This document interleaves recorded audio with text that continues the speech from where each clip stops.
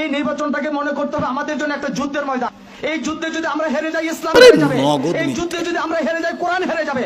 কোরআনকে বিজয়ী করার জন্য, ইসলামকে বিজয়ী করার জন্য আমার জীবনের সর্বশক্তি দিয়ে মাঠে ময়দানে এই বাংলাদেশ জামাত ইসলামীর পক্ষ থেকে এই দাওয়াত মানুষের কাছে পৌঁছে দিব।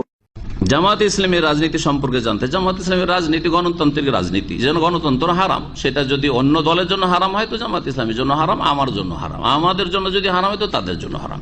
গণতন্ত্রের রাজনীতি করা জায়েজ নয়।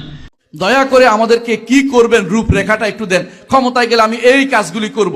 প্রথম বলেন ক্ষমতায় গেলে গণতন্ত্র বাদ দিব, এটা দেখি বলতে পারেন কিনা, কতটুকু সাহস আছে আপনার।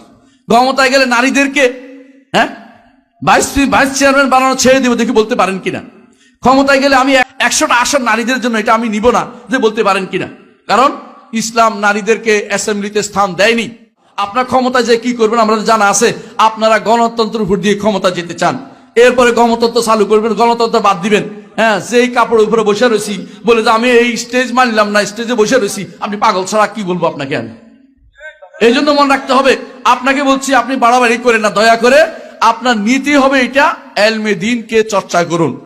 আপনি যাদেরকে নিয়ে ক্ষমতা যেতে চান তাদেরকে আগে বলেন যে আল্লাহর দ্বীন যে আপনি বাস্তবায়ন করতে চাচ্ছেন, আল্লাহর দ্বীন আপনি প্রতিষ্ঠা করতে চাচ্ছেন।